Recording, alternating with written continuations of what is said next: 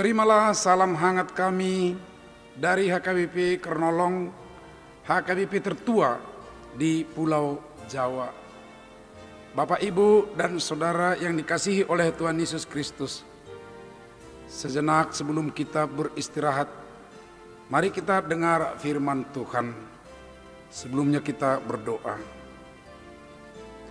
Ya Allah Bapa di dalam Yesus Kristus Tuhan kami, sepanjang hari ini kami rasakan pemeliharaan-Mu. Terima kasih ya Bapa. Namun sebelum kami beristirahat, kami juga mau mendengar firman-Mu ya Bapa, sebagai bekal dalam hidup kami. Karena itu biarlah Roh-Mu yang memberikan hikmat, kekuatan untuk memahami, mengimani, melakukan firman-Mu. Terpuji Engkau Bapa di dalam anak-Mu Yesus Kristus Tuhan kami. Amin. Firman Tuhan bacaan pada malam hari ini sesuai dengan Almanak HKBP adalah dari Efesus pasal 1 ayat 1 sampai 18. Dan yang menjadi ayat pembimbing renungan adalah di ayat 4. Sebab di dalam Dia Allah telah memilih kita sebelum dunia dijadikan, supaya kita kudus dan tak bercacat di hadapannya. Dipilih sebelum dunia dijadikan. Apa dan bagaimana Allah memilih kita sebelum dunia dijadikan? Bukankah dunia lebih dulu diciptakan, baru pada hari terakhir atau pada hari ke-6 Allah mencipta Adam dan Hawa? Benar, menurut kitab Kejadian demikian faktanya. Namun apa yang dikatakan oleh Rasul Paulus ini bukan soal manusia secara umum, bukan soal Adam dan Hawa dan semua keturunannya. Loh, apakah ketika Paulus berkata dengan kita itu bukan soal manusia? Benar, soal manusia, tetapi bukan manusia biasa, melainkan orang-orang pilihan, yaitu orang-orang yang dikhususkan atau diasingkan dari manusia umum. Dan itu yang mau kita ikuti selanjutnya. Apa keistimewaan kita yang dimaksudkan oleh Rasul Paulus? Di ayat 3, Paulus mengungkapkan rasa syukur dan mengajak kita bersyukur kepada Allah atas karunia-Nya yang sangat istimewa bagi kita, yaitu segala berkat rohani di dalam surga. Kita memang masih di dunia ini, di dunia yang fana, tetapi Allah telah memberikannya kepada kita. Tentu kita akan berkata, haleluya, puji Tuhan. Tapi harus kita ingat bahwa segala berkat rohani di dalam surga itu dikerjakan oleh Allah di dalam anaknya yang tunggal, yang adalah dirinya sendiri. Dia tidak terpisahkan dari anak dan rohnya. Kehadiran Yesus, yaitu anak Allah ke dunia, bukanlah rencana yang baru. Sebab keberadaan Allah Tritunggal itu sudah dari kekal sampai kekal. Sebelum dunia diciptakan, Allah Tritunggal sudah ada.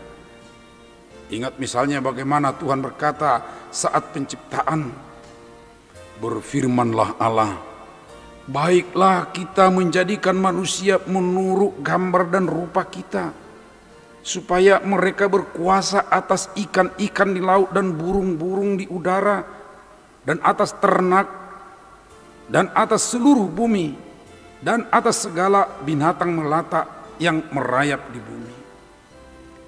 Perhatikan Bapak Ibu Saudara, Allah berkata, kita.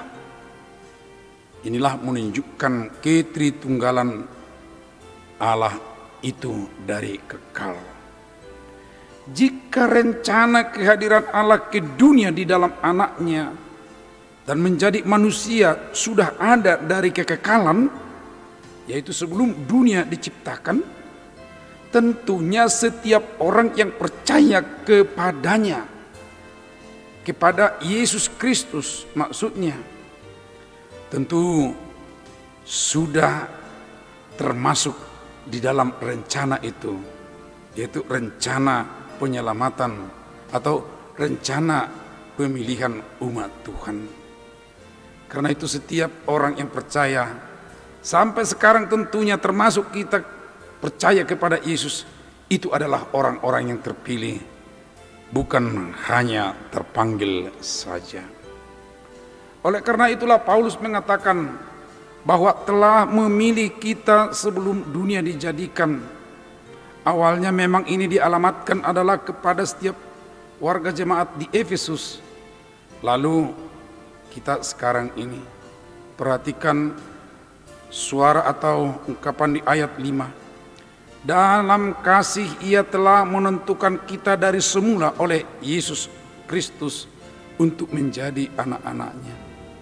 Dan ini berkenaan dengan suara Injil Yohanes 3 ayat 16 yang sudah tentu kita hafal, kita ingat bersama. Karena begitu besar kasih Allah akan dunia ini, sehingga ia telah mengaruniakan anaknya yang tunggal, supaya setiap orang yang percaya kepadanya tidak binasa, melainkan beroleh hidup yang kekal. Ini tentunya ya jelas dilandasi oleh kasih Allah yang agung. Demikian berharganya kita semua bagi Tuhan, sehingga dia telah memasukkan kita dalam rencana besarnya melalui anaknya Yesus Kristus.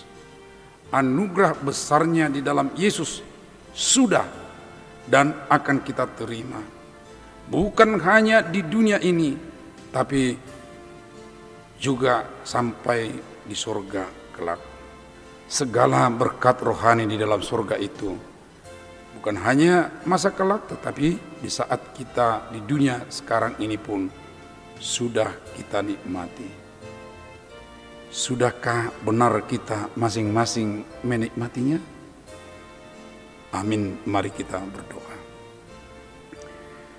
Ya Bapa kami di surga yang penuh kasih, di dalam anakmu Yesus Kristus yang adalah dirimu sendiri dari kekal, telah memilih kami menjadi bagian dari umatmu untuk menerima segala berkat rohani, baik sekarang dan di dalam surga.